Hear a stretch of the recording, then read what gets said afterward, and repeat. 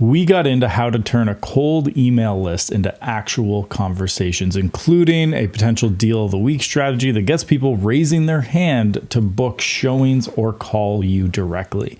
Plus, why open rate's not the best thing to track and the number one thing you should actually be tracking when it comes to email marketing. And by the way, if you want the stuff we're not putting in the recording, you need to be on the live show. The details are in the comments. Let's get into it. Welcome to The Leads Are Shit. This is a real estate magazine podcast, so, we have to have somebody from Real Estate Magazine with us, so we chose the owner. Andrew Fogliato is here. Andrew's also the founder of Just Sell Homes, and if you're a real estate agent, you know that you're better with people, so you just want to be in front of them and just sell homes, and Just Sell Homes, the marketing company, actually gets you in that position. And myself, I'm Taylor Hack. I'm a real estate agent, team leader, and nerd, and I'm here in Edmonton, Alberta, Canada, repping the West and the Great White North to all you other folks everywhere. Say your voice is resonating. Does that happen to anyone else? What's going on? One of the comments from Kathy. Your voice is resonating. Ooh, Ryan is in Whitefish. I assume that's Montana. I think that's the short code for Montana. Are you skiing, Ryan? Skiing, something like that.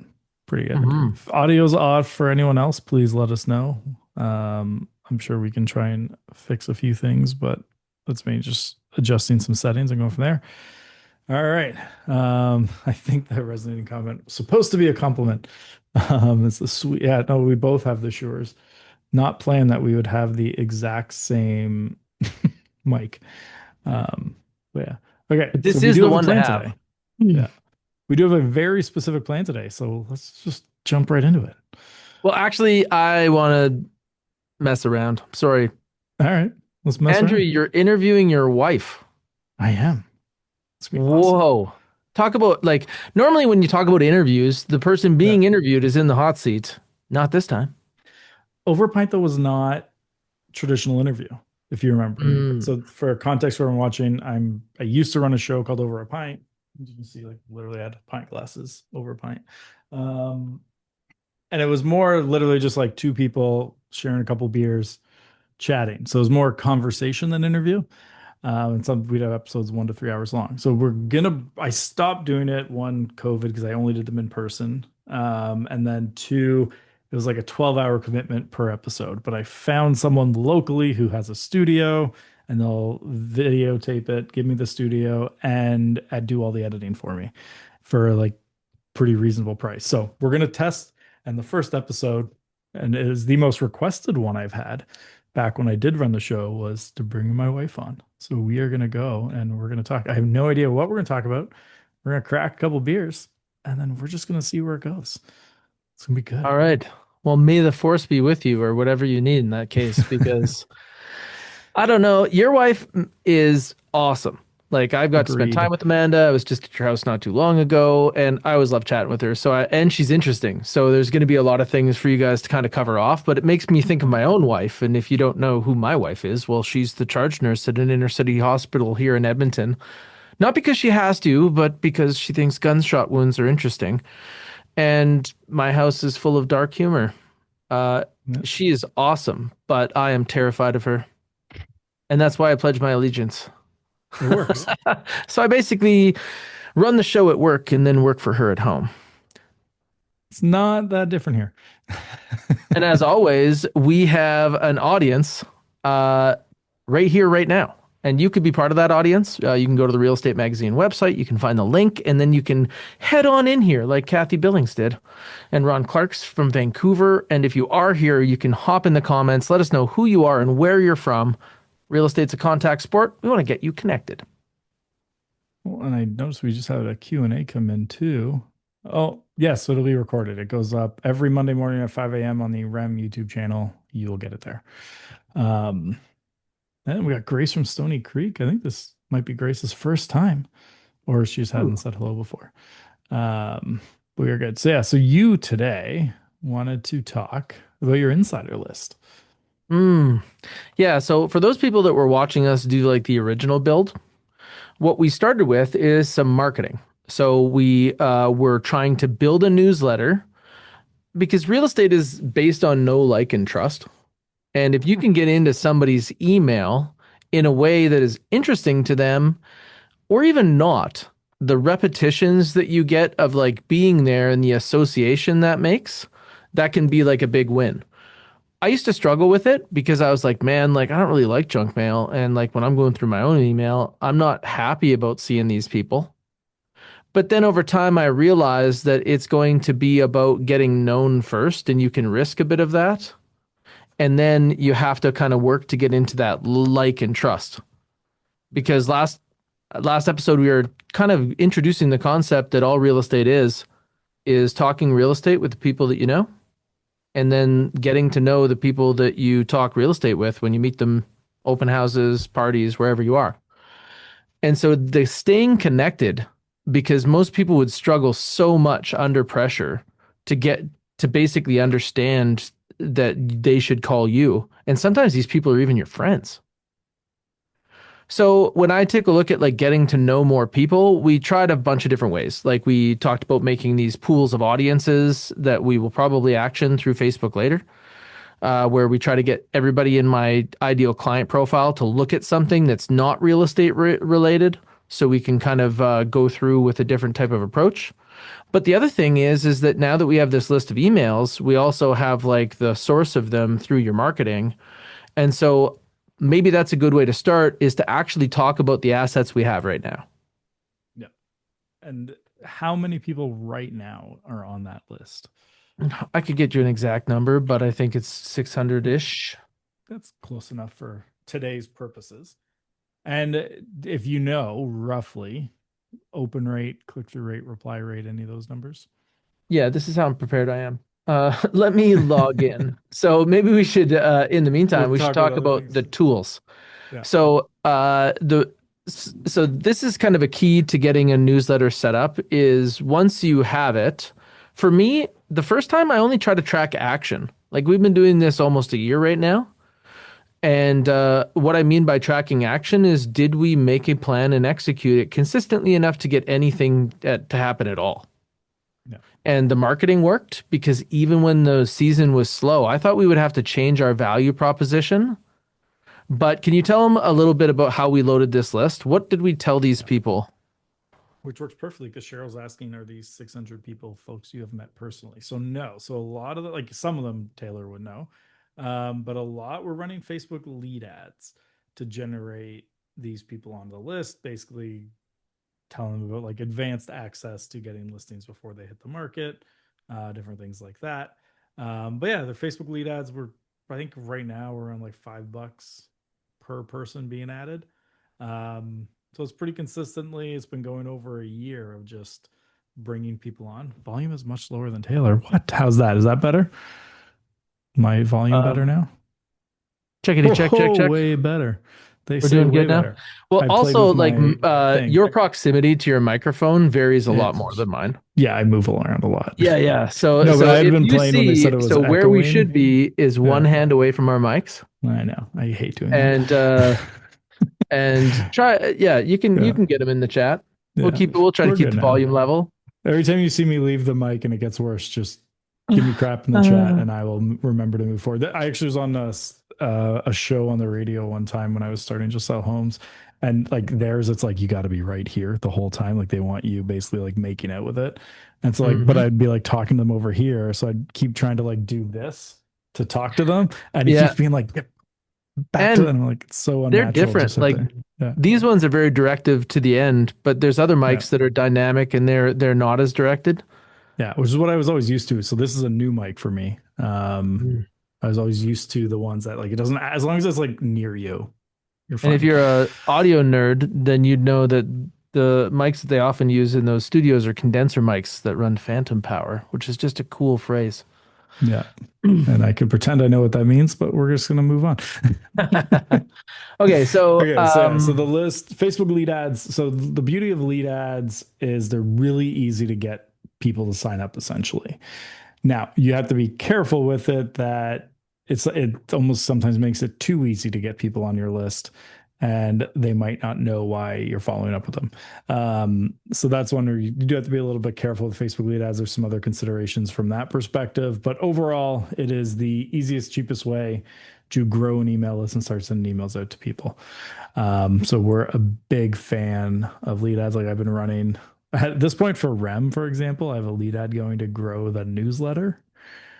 And we're now at 2 years of one ad still running without changes because I can't beat it. Hmm. Every time I try to make a better ad, I mean, probably a lot of people here have seen it. It's like a screenshot of an Apple Notes app, basically just being like, become a smarter agent by reading our newsletter. Can't beat it. Like every variation, everything I've tried, can't beat a screenshot of my Apple Notes. So we just keep running it, keeps working, and we're adding people there like $1.50. Hmm. And it varies between $1.50 and two. It has for like 2 years. So it's Sweet. been yeah. So we're at 5 here. Yeah. And so basically what I'm seeing is that I'm taking a look at them because we call them different things and I don't have them categorized enough. But basically we're seeing like last time we did a listing announcement, it was delivered to 343, had 126 unique opens, didn't have anybody click because we didn't have any links in it. That'll do it. And but had 2 unsubscribes. That's pretty good. The two, And look, two so unsubscribes is when not we bad. sign new listings, we do this, which is a listing announcement. Hey, something's been signed in this part of town location, and that's it. Because what we're trying to do is get hand raisers, which means No. that somebody's going to be like, "Hey, tell me more. Hey, what do you got coming? Is that a house?" Because then we get conversations for cash, which is how you move, how you basically get somebody off from the marketing qualified lead side to the sales qualified lead. And then once you can establish timeline, we would call them a prospect. And which program are you sending this out? Was that MailChimp? Correct? Nope, I'm sending through SendGrid. Okay. So the one thing you got to figure out OpenWise, which will help, is that filtering bot opens or not filtering bot opens. So for example, the REM newsletter. So like bot opens, the main thing, which is where it throws off your numbers, is essentially what some do like Apple, if you're using like the Apple Mail app, is every email that comes in, it sends a read receipt to the server. Mm-hmm. And so anyone who uses the Apple Mail app, your system will mark them as a read email automatically or an opened email. Um, so it can greatly skew open rate. Now, a percent of those will actually still open it and read it. So you can't throw them out. But like I know Apple will like with REM, if I filter out bots where it like takes out all those people that it knows is doing that, our open rate might go from like 68, 69, 70% down to um 40, 42, Mm-hmm. which is still like of that essentially like 20 something percent that we're dropping when we filter bots. There's probably another, like I don't know if it's 10% or 15 that's still actually open and read. It's hard to say. It's like Well, I sent a it's good to series know. of emails. Yeah. So we're gonna optimize that, and that's part of this conversation. But initially, Yeah. we kind of wanted to see what happened, and we send a listing announcement when it's signed, because normally we're shooting that property like the next week, and then it's going to be listing launch the week after that. No. And So, how many, like, what's the frequency of emails they get roughly? well, that's what I'm talking about here. So Yeah. so right when we sign a listing, it would be like my assistant gets that, and then she's going to like in the next day send out this insider announcement. Yeah. Then the second time thing is when we do we basically announce where it is, like a location announcement. Yep. And then we announce price right before it like goes. So that's the last thing that we hit. So when we take a look at and when we're talking about what it is, so the first thing is where it is. So that's during our like signing announcement. The second thing is what it is. We actually send out floor plans right after the shoot. And then the third thing is the pricing release. And what I've noticed is people must be setting up some type of keywords, because my price release email gets way more delivers. Interesting. I would have like if Then opens my is different, that's a different yeah, story. opens is different, but I'm getting more delivers. So this might be something we're doing wrong. So anytime there's an Could anomaly, it be. could be that we're sending to more tags than we would, or the list hasn't been uploaded properly Could to also be the the other content email. of the email. And because some, like, for example, the more you put into an email like dollar signs, the more likely they're thrown into spam. So maybe So, the other like, one's written in a way that it's actually getting a low deliver rate. exactly. So, like, it's not always straightforward. And this is where it's like you got to do some testing. But, like, even if we're putting price into things, sometimes we'll actually take out the dollar sign if there's other things. Like, I use, for example, for my newsletter, Active Campaign. Hmm. And one of the things they have is like a spam checker. So it'll tell you like, hey, this much of your like these pieces might trigger a spam filter. It can't Gotcha. guarantee it, but it like is like, how you word that. Like it's basically all they've done is analyzed all the millions and millions of emails that are out there. Which ones get marked spam the most? What's the most common language those ones are using? If you use similar, it's more likely to mark yours as spam as well. So it's there. That's how a lot of that spam filtering is actually happening. But then things like, do they reply to your email? Like this is the big thing. Like I want when people like sign up for a newsletter, whether it's any of the companies we're using, in an ideal world, they're replying to the first email we ever send them because that Mhm. tells every platform that's something they want if they reply to it. So like you'll notice if when you signed up for the leads or shit, you'd have gotten an email that has like encouraged you to reply to tell us something about your business. And that's Hmm. entirely, I mean, one, I'm curious, it helps us decide what to talk about. But the second, just as valid reason for it is it makes sure future emails, if we send them to you, won't end up in your spam. Yeah, yeah. Now, I think that I recognize the decision-making process for somebody buying a house and somebody getting Yeah. ads is so different. Long-term Yeah. decision, short-term decision, the amount of money, whether or not there's financing involved, all of these things mean that for me, I would actually prioritize knowing and less pressure on making action, but to try to do it in different ways. Because real estate's this long game where if you're sending these postcards once a month to a neighborhood, 59 times statistically, you go directly to recycle. One time you go to the fridge, you win. That's like how it fucking works. No. So when we take a look at this one, we're trying to basically carry this group along that's getting impressions of us to be known. And then over time, we want our content to be valuable. That might be how they like us, or they might recognize the email and then see us on social media, and that's where likeness happens to make a Yeah. holistic strategy. And then finally would be that taking action. Like when that person's under pressure, are you the person they think about? Yeah. And so we went back to, so we got, do you have like a regular email that has multiple listings in it that ever go to them? Or is it straight? We have a listing coming up, and then a little bit closer to here's the listing. Like, is it Well, we're just only that? talking about the insiders email Yeah. because that's this one group, but I send out a Yeah. market insight email that's our No, monthly, I'm talking about and that that too. Like, goes to is a much there, larger group.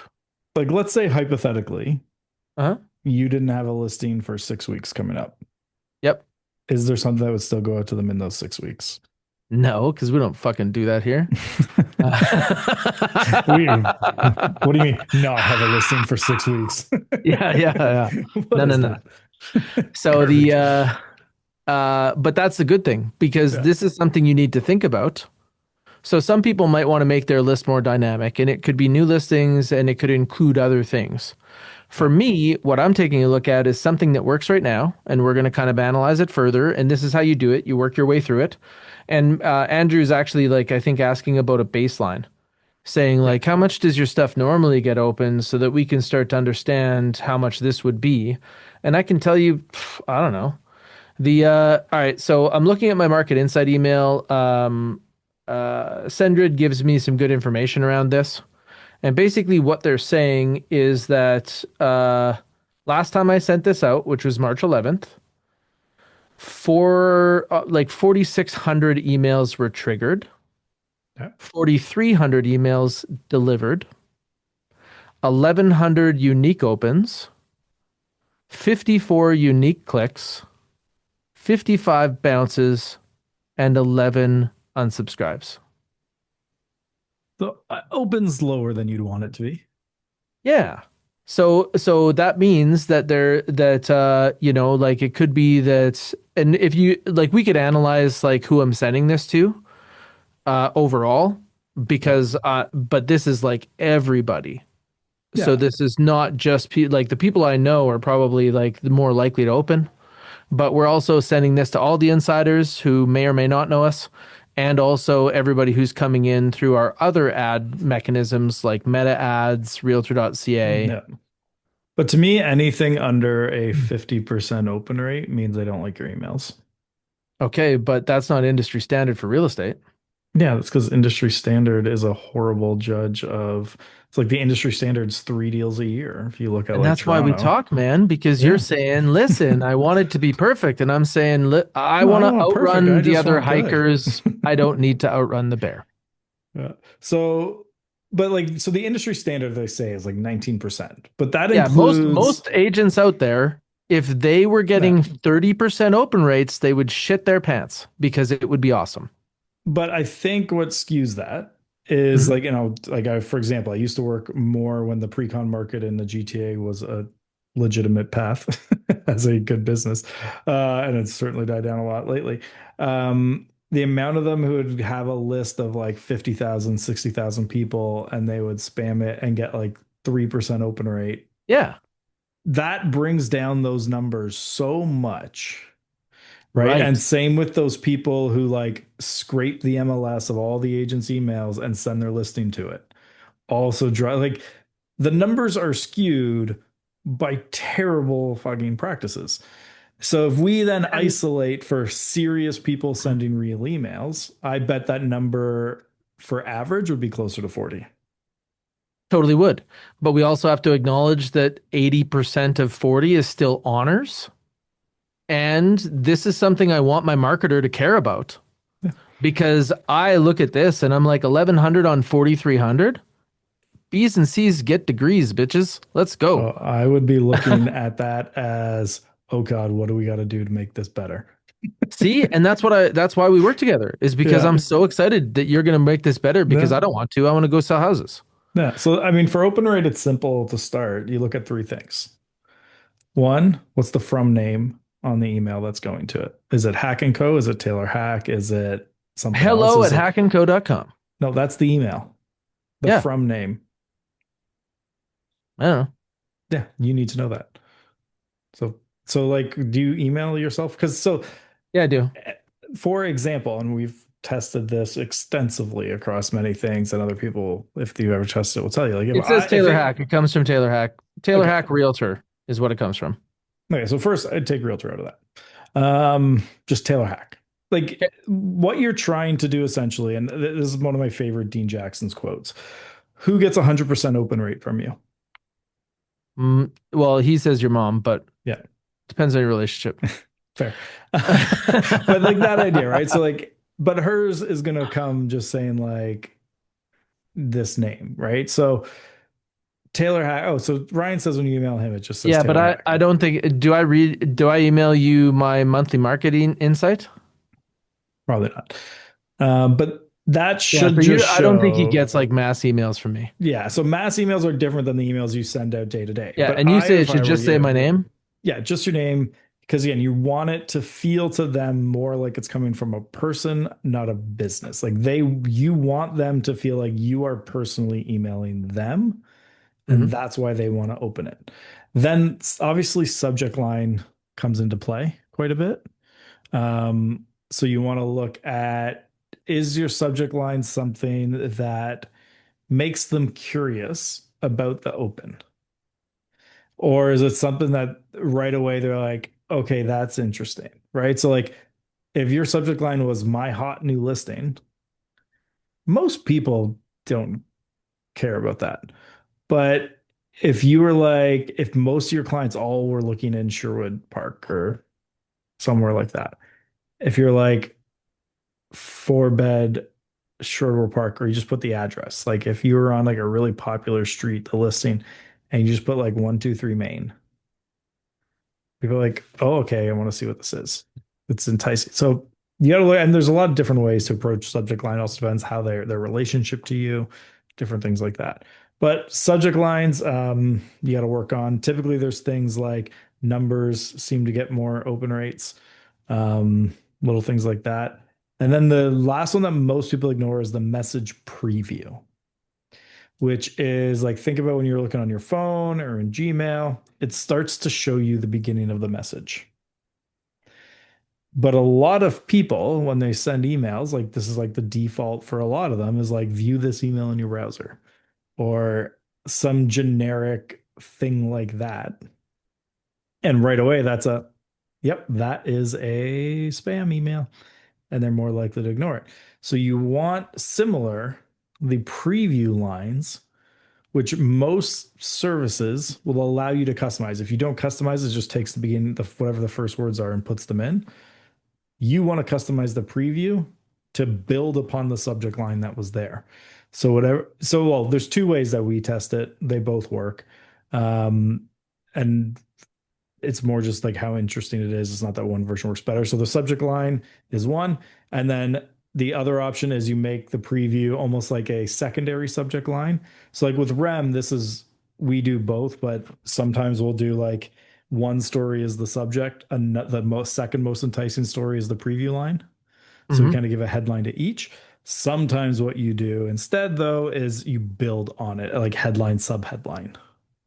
Okay. So it's similar, but you Mm. want to really make sure you play with that too. So that's great because you're taking us to like the most important parts. And then I want to take the pressure off that, saying that those are the most important parts. Start somewhere and then get this rolling. Yeah. So you'll notice that for me, I started this in the back burner. So what Andrew told you is that based on the leads that we landed, it was about a 3 grand spend. It's been about a year. What have I done? Just about nothing. And I'm ready to start working on this strategy now. Yeah. And so the next thing I'm going to do is start to get a more detailed measurement. Now, if I had a ton of resources, if I was a corporation, then I might actually like set all of this out in advance and hire somebody who knows this. But as a small business, I'm going to try to get the paint by number version. Yeah. And so I strap stuff together. So a lot of my copy is from the book Building a Story Brand. Yep. A lot of the way that we approach things is going to be unique to us based on our ideal client profile, who we want to work with. Sometimes it's confusing because some people are like, "Man, why don't you want to sell houses to everybody?" And I'm like, "Oh, you're terrifying me. I don't want to do that." You want the Like right I clients. made a product that is based on the ideal client profile I want to work with. And I experienced them in some of the places that I worked at. I worked for Maytag Appliances, I worked for Toyota Cars, I worked for Lexus Cars, I worked for the Royal Bank. I understand what the most dominant businesses do and why they do it. You don't even need to eat cake if you know how to solve for icing. And so I want a client profile that's above average income. I like working with people that can solve problems with money. I like families that are on their way up and I'm in it with them on delivering 18 summers to their kids. These things inspire me. It's how I want to do this. Other people, like I know people that are really passionate about the military. They like working with veterans. They're tuned to that. They do different things.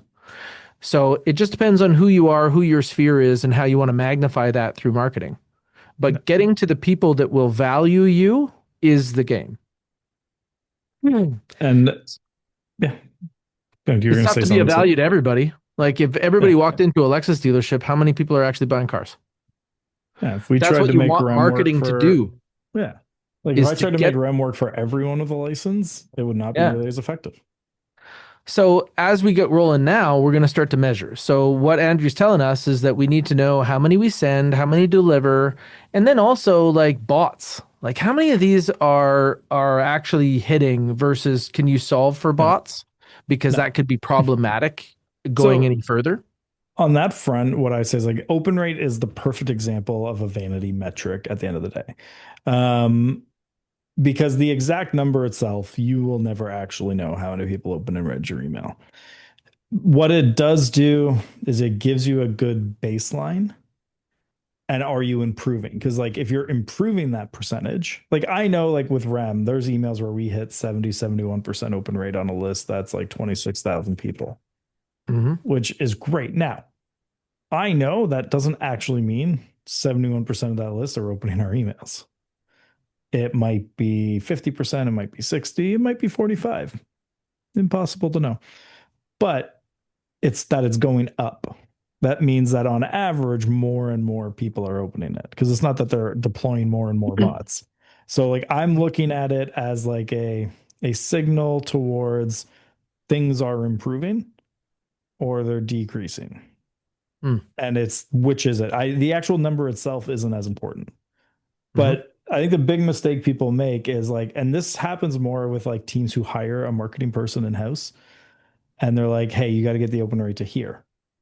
But my pet peeve with that is why? Because if your email's not working from like a results standpoint, because like what in an ideal world, what you would know, let's say you're at 40% open rate right now.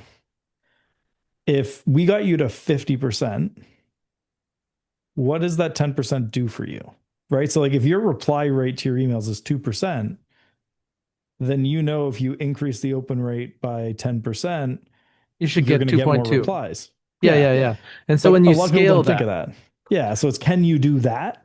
And so like same with the click-through rate. Like I know our click-through rate with REM is 7%. So if I grow the list and keep that increase in that open rate, I'm going to keep driving more traffic to our site, which makes everyone happy. okay, I'm going to Um, parallel that. yeah. And I'm going to say, okay, here's what the problem actually looks like. If you take a look at your last 10 open houses, and if you had 10 or more groups through, you have talked to 100 people. If you got zero database entries, stop doing open houses or get better, No. right? You could be doing them just to placate your seller, and that's fair, And right? sometimes it's to lie to yourself that you're doing things to Yeah, grow your yeah. business. But the objective of open houses is to build your Yeah. database. Less than 1% of people have attended the open house to the property they bought. No. It's it's really about getting immediate market reaction. That's why it's a value. So if you put something new in the market or change the price, lower that barrier to entry, get a few people in there on opening weekend. It helps you gauge things. And then you make spin-off of that by finding people that want to talk about real estate, maybe engage it in a different way with you or in the future. Because you're seeing a lot of those people that would be like way up the funnel, over 180 days out. No. So And then don't go ahead. so then you put them somewhere to maintain contact with them. Now, like companies like Facebook look at this philosophy from a guy named Dunbar who measured the brain weight of primates and determined their effective social size is about 150. If you're a pro, 300 is not a bad number to shake out. So now how do you build your list? Like I was talking about a list of 4,600.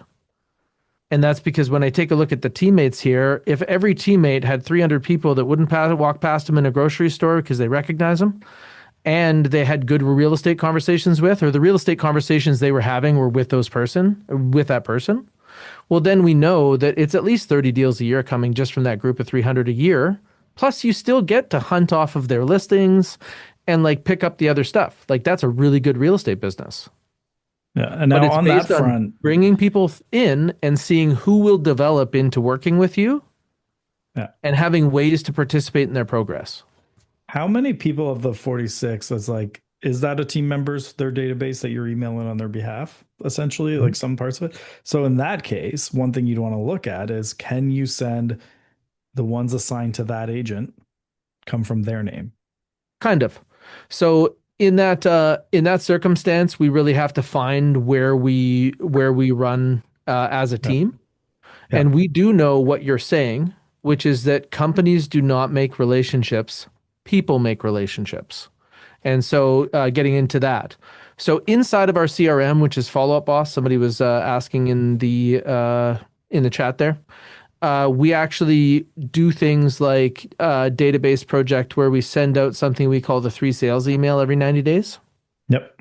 And that goes from each teammate to the people that are with them. Yeah. But if those people sign up for a list, then as a team leader, I represent the team.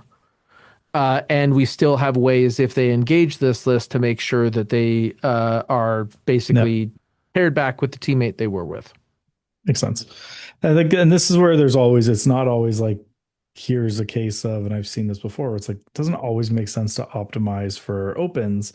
Sometimes there's other strategic reasons behind things that you do, Hmm. right? Like similar to like, it might make the most sense to have a Hack and Co handle instead of Taylor Hack as the main one. For other teams, it makes sense that it would be Taylor Hack instead of Hack and Co. And that's all part of like, yes, you're going to get more engagement, you're going to get more responses if it's Taylor Hack, but sometimes you have to just do it as Hack and Go. Like Yep. those all comes into play, and it's similar with email where you have to look at And both actually, we optimizing and that. we really use Hack and Co. and myself, like because again, faces are what makes it. That's why people have Yeah, spokespeople. That's why you know Jeff Bezos and Elon, not just their companies. So there is a way to play here, and that's how we want to do is so I yeah, can empower my teammates, maybe even through association. Like some agents pay for association through Scott McGillivray because he was on yeah. television. Whereas like for me, I've been in front of a lot of people here in Edmonton, so that's we're trying to help that helps. Well, the association thing's huge for like, yeah, and if you can like say name drop them even in like a subject line, that'll get people to open it more.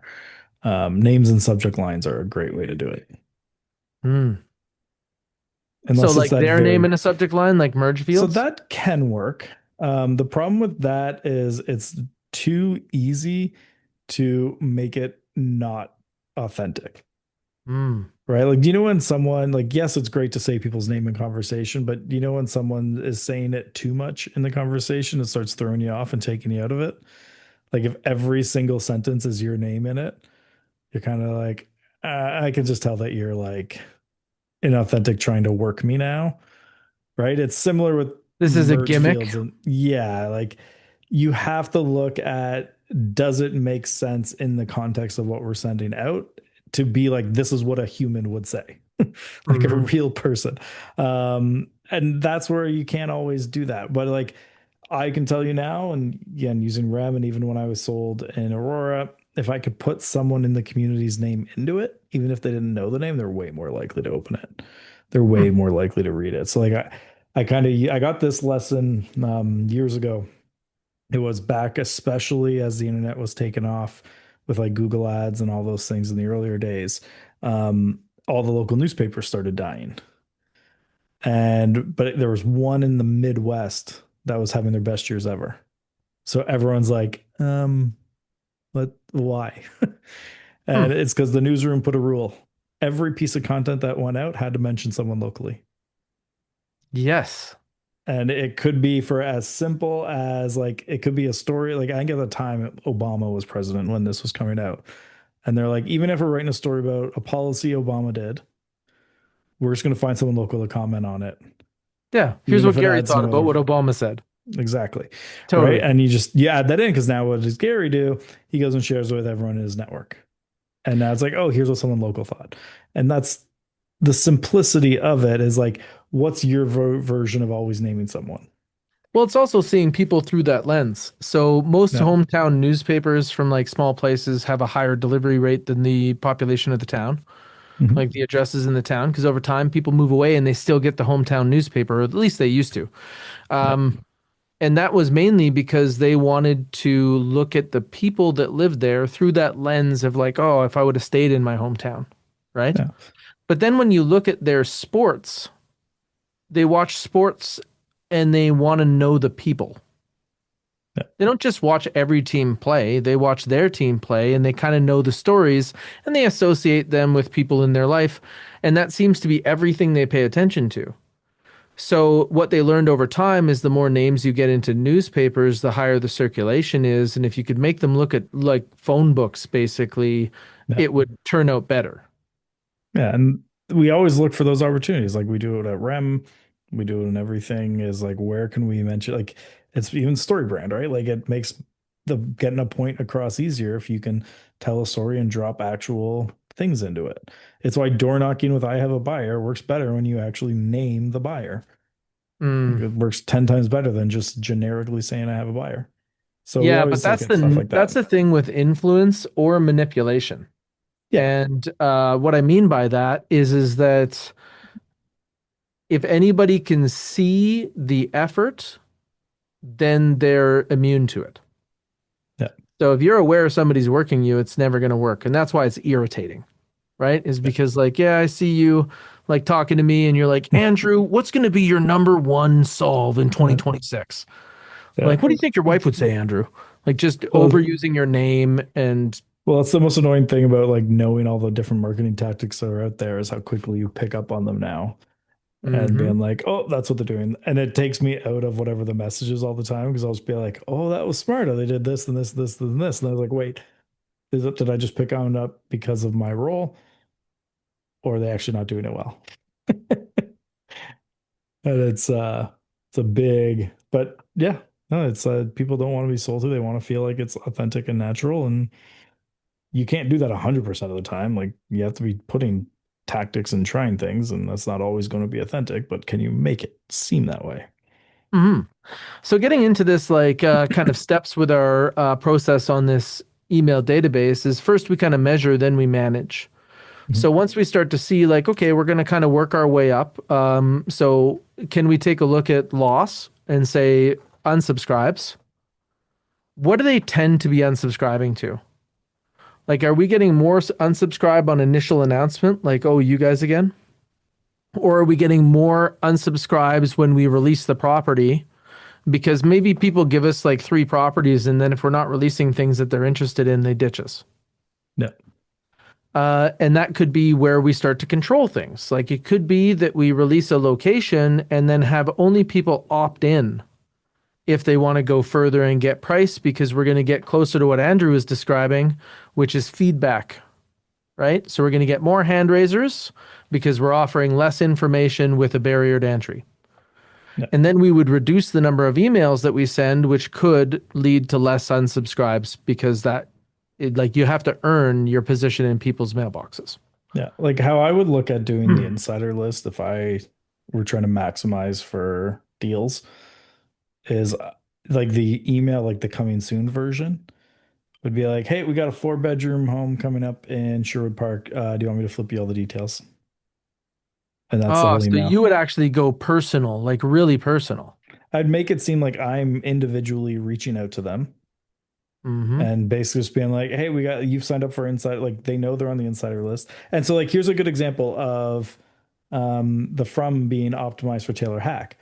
If they understand the insider list brand, there's value in being like Taylor Hack slash and then like the vertical line, I forget what that's called. It's not a slash, but the one that's straight. A bar Um, or a yeah, pipe whatever the or a bar. proper Yeah, grammar name, I think it's called a and then bar. insiders list. Mm-hmm. Right? Like there are exceptions to that because then it's like, okay, this is the insiders list I signed up for. Or you take that insider list part and you put it at the beginning of the subject line.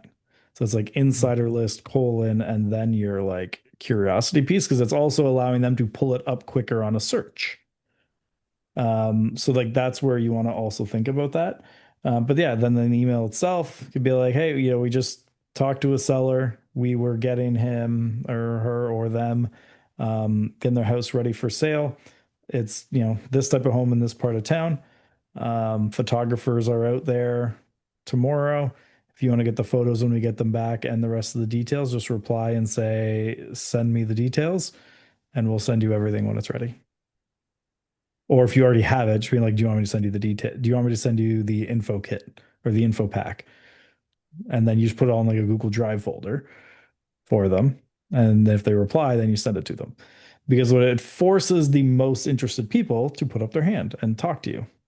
Mm-hmm. If you're not trying to optimize for replies and conversations, then you would just hyperlink whatever the assets are in that email, and you're optimizing now to get them to click on that and go there. Okay, so this is important because if you're going to ask people to reply, you might be like, yeah, that'd be sweet because then I'm right to email. But if you're not there when they reply and it's hours or a day until they get a reply, Yeah. don't do that stuff. If more than 5 people reply, if that would screw up your day, unless they were looking to schedule appointments right now, then you No. should consider using Oh. other ways. Because what Andrew is saying is if you use a link, you're going to still get some metrics. Who clicked? Yeah. Right?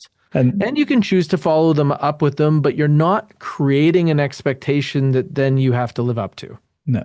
And I mean, this is a good example. Our friend Justin Conoco, when I got him to do the 9-word email the first time, and he sent it out to he like, I think he heard the idea on Clubhouse when we were on chatting, and he sent out the 9-word email to like 1,800 old leads.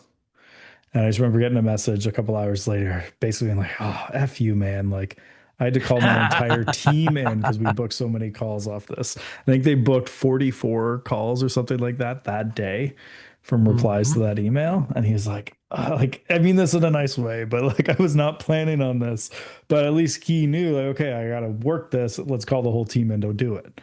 So I want to cut into Yeah, the strategy like that. So when you think about, I invited people onto as an insiders list saying that I was going to give them property early, yeah, right?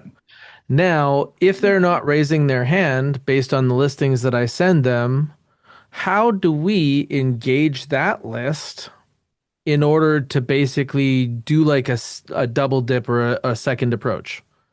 Last time you were talking about deal of the week, yep, and I've been thinking about that, and I like it. So when we talk about deal of the week, we have to basically construct a strategy. So are we going to put it on the bottom of our insiders email or somewhere in our email where we give them like what we could do as a preview? yep, So it'd be a regular insiders email and it'd say like, are you on the deal of the week list? Or do you want deal of the week? So it's more personal. You don't want to ask somebody if they want to be on a list. yep, Hey, do you want a deal of the week? It looks like this. And on this one, I'm looking to get more reps. So I think I'm going to do it by video. And then yep, basically, and then I also have to get this action point of where they can click into something and then take action with me. So the way it looks in my mind, and looking for your feedback, is that we would send an email. Right now, we use a program called BombBomb that allows us to deliver video by email. The reason I want to do email is because I want them to hear me talk. yep, That's going to, they used to say this phrase, they like the cut of your jib. And that's where they kind of see, are you somebody I could have a beer with? And I want to talk to them like this and basically do like a screen share, and it's going to be of a listing. Now, because of the brand I'm with, I have a brand website where I can show any listing. yep. And I also am doing this by email, which is very different than doing it publicly. Yeah, you can And say then more. I'm sending them an email of like, hey, this property is for sale that I think is going to be pretty good. Now, from their perspective, because it's on my brand website, if they click book a showing, it comes to me, no matter whose listing it is, Yep, right? If I'm talking about it and the inquiry comes to me, and as soon as they come to me, I'll just let them know, like, I'm not the listing agent. I'm here to help you approach this as a buyer.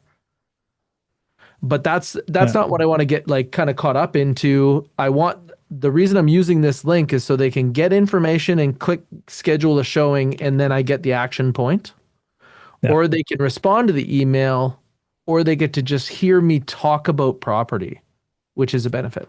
So what is your main goal in your mind is the ideal thing that the people are booking a showing on the property you're talking about? Is it to just thought leadership and believe you're the expert because they're seeing you talk about it? Is it to get them to start conversations with you? Like when you look at the deal of the week in your mind, what's your main goal you're trying to work towards? I want to try to hit a few things because I'm a nerd.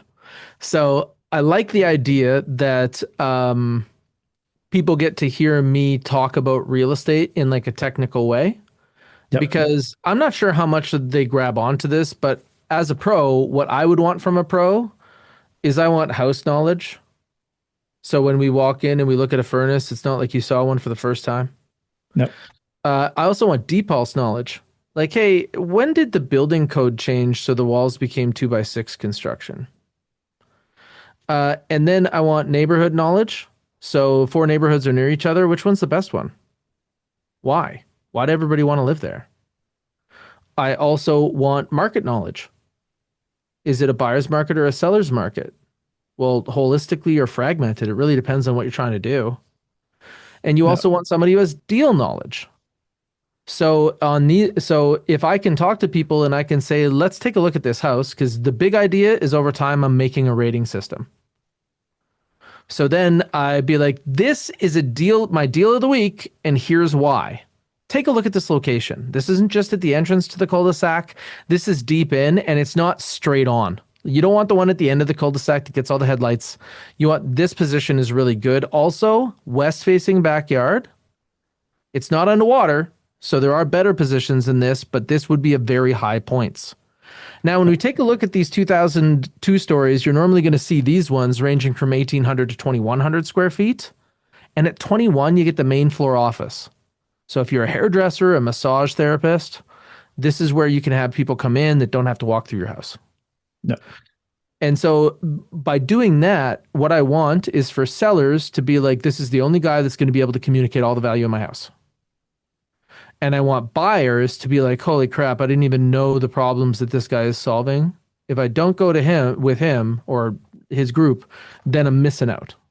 Yep.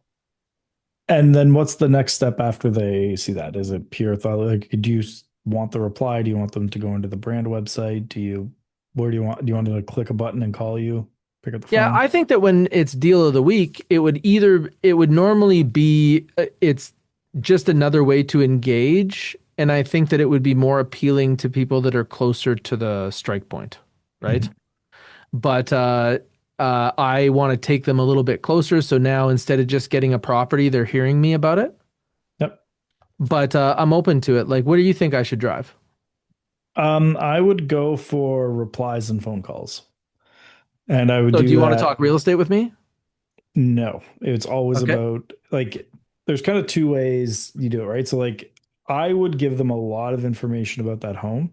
So this is one way to do it, is give them as much of this insight as you can. Now, deliberately tease that you have extra stuff about it.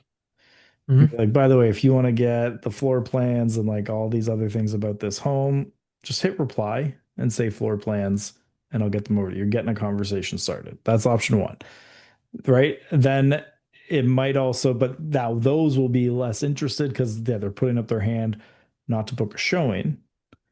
They're doing that. Now, if you want to try and optimize and get less replies, but more serious people, you might say, if you want to go see this home, I have a few showings already booked this week. I can fit you in. Like, this is a bolder one. You got to know your thing. And I've seen it work before, but very few can make this work well. They pre-book showings on the house on the insider list and say, like, I've booked showings at 1 o'clock on Saturday And just get and people to noon. show up. And then say, if you would like to be added to the list for that showing that I'm doing, or you can even frame it Hmm. as a private open house. You got to, again, make sure in your area how that you have to really make sure in your area that doesn't violate any of the rules. But Yeah. it's that idea of like, it's essentially the equivalent of the sales call of, is next Tuesday at 4 or Wednesday at 3 good for you? Instead of just Hmm. saying when would be good for you. It's like, I've already booked a time for my clients to see this property Wednesday at 1, to Thursday at 7. If you'd like to join us on one of these, you have to reply so I can add you to the list, because this is a very hand selected curated group we go with. Right. So it's Hmm. like having them reply with the time that they're going. Again, that one you got to be a little bit more careful with. With rentals, if you're the listing agent, you can do that as much as you want without worrying about it. But if you're the buying agent on a listing that's not yours, it's tougher to do the private open house method. Yep. But Agreed. it can work. And yeah, like myself, like rentals, that's an easy. I actually look, when I sold, I stopped doing private showings on rentals because I got like I'd get ghosts on 50% of book showings. Um, with the same qualification I do with buyers, but for rentals, they were less serious about it. So I just Hmm. started doing twice a week. I'll be here at this time and this, from this time to this time and this time to this time. You're welcome to drop by. And I'd be like, I'm going to be there already. But I like, when it was my first rental listing, I probably, like, I booked 12 showings and had 5 people show up. Hmm. And I was like, this is weird. Because like I qualified them all, they were all interested. Like most of them even like had submitted like a preliminary paperwork piece. And they just ghosted the meeting. I was like, all right, I'm not doing that anymore. That's Um, shitty. yeah, 30-minute open house, stuff like that. But like this is again, you want to really look at like what stage of the reply do you want or the phone call Mhm. do you want? Now, like in that video you're doing, don't just at the end do a call to action. Mm. Seed it throughout. Right. So you'll be like, all right, I'm going to walk you through why. And then you give like a very compelling reason about the home. So this is where you want to open up a couple pieces of curiosity of what we had talked about before on that. I think it was the last episode. We were like the load phrase, right? Like, I'm going to talk about this and you're going to want to stick around to see the home theater because it's the coolest one I've ever seen. Similar Mhm. idea here. You're going to open it up at the beginning. You're going to say this thing that gets them to do it. And you're like, I'm going to show you why this house isn't actually a good deal if you care about this, this, or this. But if you care about this, this, or this, you're going to want to stick around. Mm. By the way, if you do want to book a showing or anything like that on this property, you can reply to the email or call me at the number that's listed in this email. All right, let's talk about this home. And then you get into it. Halfway through, you again, like after a particularly good point about the home, be like, by the way, like I was mentioning, if you do want to see this home, just hit reply and say showing, and I'll book a time for you to come see this home. And then you go back into it. Just like a very, because most people, like I can tell you, like webinars, videos, most people don't make it to the end. But a huge amount of people are going to watch the beginning, and a lot of people are going to make it 25, 30, 40% of the way, and very few are going to make it to the end. So you say you're not going to have as many people see your call to action in a video if you're making them stick to the end to see it.